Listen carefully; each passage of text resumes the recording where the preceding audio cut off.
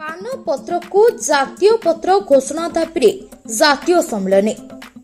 अखिल भारत पान चाषी संघ सर्वभारतीय सम्मेलन आज पुरी ठारे अनुष्ठित होईछि। अश्विनी साना दुर्योधन प्रधान को नहीं गठित सभापति मंडली सम्मेलन परिचालना करथिबा बेले कृषक सभा जातीय सभापति राजन क्षीरसागर, पूर्वतन मंत्री वज्रकिशोर त्रिपाठी, पश्चिमबंग पूर्वतन मंत्री श्री कुमार मुखर्जी, जातीय उपसभापति अश्विनी कानूनगो, शशिभूषण स्वाई, क्षीर प्रसाद सिंहदेव प्रमुख जोगदे देशर 8 गोटी राज्य में पान उत्पादन हेउथिबा बेले केंद्र सरकार कोटी कोटी टंकार राजस्व आय करुछंती। मात्र पान चाषी माने सम्मुखीन हेउथिबा समस्या समाधान पई सरकारी प्रोत्साहन अभाव रही। पान पत्र को खूब कम जगह उत्पादन करी गोटे परिवार गुजराण मेंटाई पारुछि। पान पत्ररू पानीय प्रस्तुत करागले लक्ष लक्ष पान चाषी उपकृत होई परिबे। मात्र सरकार ए दिगरे गवेषणा करंतु बोली वक्ता माने पान पत्ररू पानीय प्रस्तुत करागले लक्ष लक्ष पान चाषी उपकृत होई परिबे। मात्र सरकार ए दिगरे गवेषणा करंतु बोली वक्ता माने दाबी करथिले।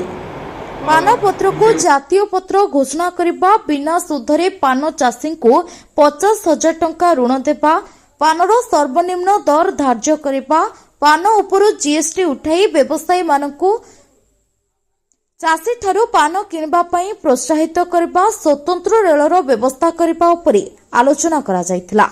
ए सबु दाबी को नहीं केंद्र एवं राज्य सरकार सहित आलोचना करा जिवो। एहा सहित पान चाषी आंदोलन को संगठित मध्य कराजिबा पई स्थिर होईछि। अभ्यर्थना कमिटीर अध्यक्ष प्रदीप्त कुमार महांती स्वागत अभिभाषण देई पुरी सहरर ऐतिहासिक भूमिका उपरे आलोकपात करथिले। पश्चिमबंग डॉक्टर श्रीमती कोयल एहार औषधीय गुण एवं एथिरु किपरि पानीय प्रस्तुत करा जाय परिबो ताहा उपरे आलोचना करथिले। एही सम्मेलन 2 दिन धरि चलेबो। पुरीरू रमेश साहू का रिपोर्ट, संभव टाइम्स। मैं राजन क्षीरसागर, अखिल भारतीय किसान सभा AIKS उसका राष्ट्रीय अध्यक्ष के तौर पर यहाँ पहुँचा हूँ। जो पान उत्पादक के देश भर के किसान हैं उनकी समस्याओं को लेकर के ये सम्मेलन पहला राष्ट्रीय सम्मेलन हो रहा है। ये जो पान उत्पादक है इनकी मांगों के बारे में, इनकी जीवनी के बारे में पूरा अनदेखी केंद्र सरकार करती है। जो पान हालांकि हमारे देश के कल्चर का हिस्सा है उसको एक ऑर्नामेंटल लीव बना के उन्होंने रखा है और उसके चलते यह कृषि या हॉर्टिकल्चर के तौर पर इसे जो मदद किसानों को करना चाहिए वो किसानों को मदद करने के लिए सरकार का नकारात्मक रवैया है। उसके खिलाफ लड़ाई का प्रोग्राम जो है, मांगे और लड़ाई का प्रोग्राम इस सम्मेलन में तय होगा। हम देखते हैं कि हालांकि ये पान जो है ये गल्फ के आखाती देशों में और बांग्लादेश जैसे देशों में अलग अलग देशों में एक्सपोर्ट किया जाता है, निर्यात होता है, जिसके चलते हमारे देश को काफ़ी सारा फॉरेन करेंसी मिलता है। लेकिन ये किसानों का कंट्रीब्यूशन होने के बावजूद भी ये किसानों के मांगों के लिए कोई नहीं है। इसके लिए किसानों को कोई क्रॉप इंश्योरेंस नहीं है। जब नेचुरल डिज़ास्टर होता है, चक्रवात आता है, अकाल होता है, भारी वर्षा के कारण नुकसान होता है, उसके मुआवजे के लिए कोई इंश्योरेंस में तक इस क्रॉप को नहीं लिया गया है। ना तो कोल्ड स्टोरेज का फैसिलिटी है, ना इसके ट्रांसपोर्टेशन का फैसिलिटी है। और इसके लिए जो सरकारी योजना से जो मार्केट बढ़ाने के लिए जो एग्रीकल्चर प्रोड्यूस मार्केट कमिटीज़ का नेटवर्क है उसके अंदर एक स्पेशल मार्केट भी इसके लिए बनाना चाहिए। ये सारे बातों के लिए हम लड़ेंगे।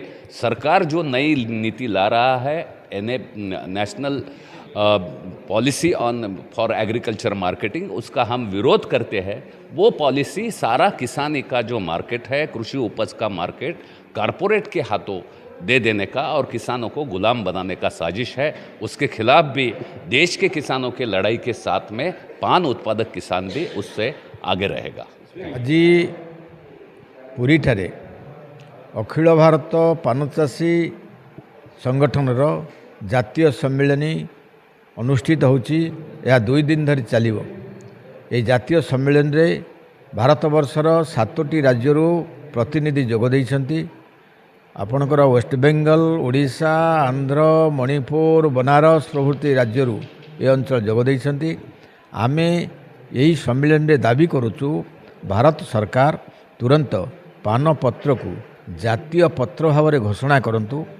आमे दाबी करुचु जे भारत वर्ष रे पान चाषी मानंकु इन्शुरांस कभर करंतु। जेभली धानर इन्शुरांस कभर कराई पानर इन्शुरांस कभर करा जाऊ एवं पान चाषी मानंकु बिना सुद्धरे 50,000 टंका ऋण दिया जाऊ एवं पान चाषी पान को मार्केटिंग करने पाई कि सर्वनिम्न बजार दर सरकार घोषणा करंतु एवं ता सहित दैव दुर्विपाक प्राकृतिक विपर्यय पानर जो क्षति होची आमर जो पुराना रिलीफ कोड अच्छी या परिवर्तन करी सर्वनिम्न बरज पिछा 20,000 टंका लेखाएं दवा पाई कि क्षतिपूरण ये मध्य दाबी मैं करिचु।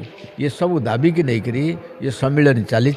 ये सम्मेलनी आसंता दिन में भारत वर्षर सरकार को ये दाबी नहीं करी भेटिबो एवं विभिन्न राज्य सरकार को मान्य ताका प्रतिनिधि माने भेटिबे। ये संपर्क में सम्मेलन में आलोचना होती एवं आगामी कार्यक्रम रे पान चाषी मान को संगठित करने कार्यक्रम ग्रहण करा होउछि।